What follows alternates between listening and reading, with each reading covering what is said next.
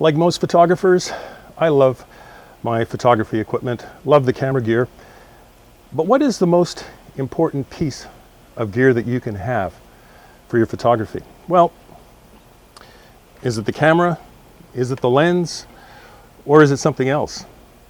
Actually, it's something else. And it's something that we all have. We don't have to go to the store and buy it, fortunately. We're all equipped with it. And it's called our brain, more specifically, our mind. And you know something, this tutorial is going to be less instructional and hopefully more inspirational, because what I'm trying to do here is get to the essence of photography.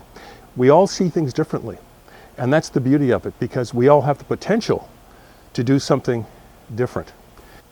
The thought first occurred to me years ago when a gentleman I knew took a picture of something, and my reaction was, wow, is that ever terrific? I wish I had taken the shot. And it was just a mundane, everyday thing, something that I might have walked by myself and not seen. And it was at that point that I realized that photography, like all art, really starts in the mind.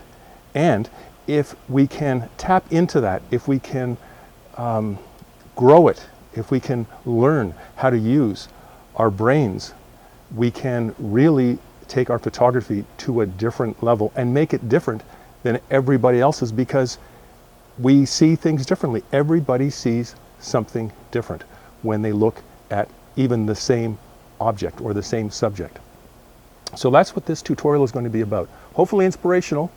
Hopefully will get you thinking about looking at things differently and how to look at things differently. I'm going to show some examples of how I see things differently, and hopefully it'll resonate with you.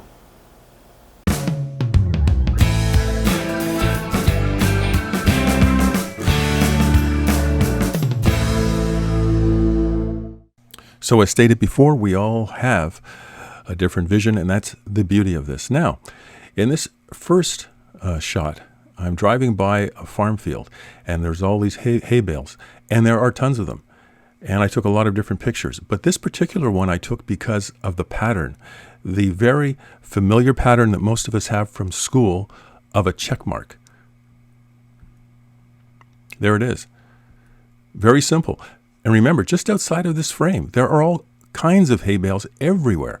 But I singled out this particular pattern. I thought it was pleasing to the eye. It's the way I saw it. It would have been interesting to see, if you were there, how you would have seen it. And as I mentioned, I did take other pictures as well. More patterns here with the triple set of staircases winding up and down. Just the way my mind wanted to put it together. Learning to see creatively. By the way, if you have any questions or comments as you're watching this tutorial, please address them down below. Okay, so you're in a fishing village and you're taking lots of pictures outside, lots of fun. But what about if you're inside a building?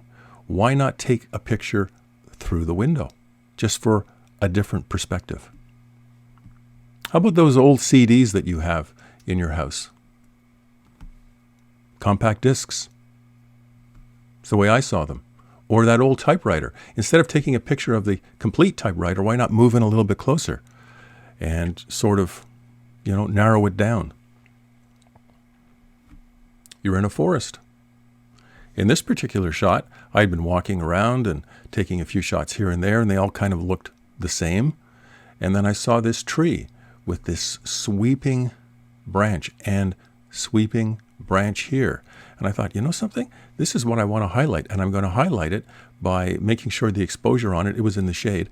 Make it darker so that it's very dark, almost black against the background, so that that kind of highlights it. And of course, you have the tree way over off to the side here and the sweeping branches. You don't have to take a picture of an entire tree. Here's a tree in the snow. It's a frosty morning. There's actually some frost on these pine needles.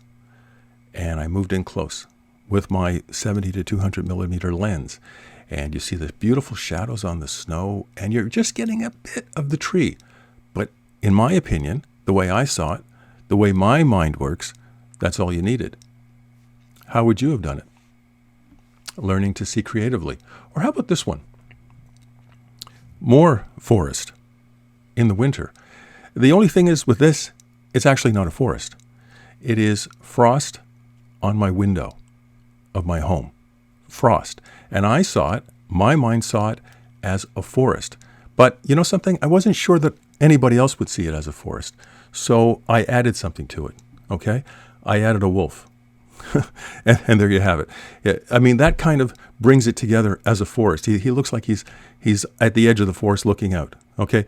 Without the wolf, okay, you may see it as that. You may see it as something else, and I'd be interested to know how you see it. But I saw it as a forest, and I put a wolf there just to sort of reinforce that image or that thought. You're driving along the road, an old abandoned diner. Okay, nothing wrong with it, but I'm looking at it from a distance, and I'm thinking, wow, you know, look at the faded paint, and it's peeling and all that, and even the patterns here and everything. And I thought, I want to move in a little bit closer. And I had been walking around and so on and so forth, and the sky was good here, wasn't bad, but right up above it, outside of the frame here, I thought, hey, that's a pretty interesting sky. So I moved up, and I took this shot. All right? So now you get the texture, and you get the peeling paint, and even down here, the beautiful green and everything, and the sky is more interesting. And also, this particular image is broken up into three. You kind of have, you know, down here, 1/3, another third, and another third, just for a kind of a pattern. It's the way my mind saw it. Or sometimes you just want to keep it really simple. How about this? Just simple grasses. That's it. And the background is water from a lake. That's it. That's simple. Simple. Using your mind as the starting point for your photography. It can be really exciting, and you can get a lot out of it. Just trying to tap in to what drives you to do your photography, what inspires you, what makes you pick up that camera every time you do it. Okay? Until next time, I'm Ray Scott reminding you it's not what you see, it's how you see it. And I'll see you soon.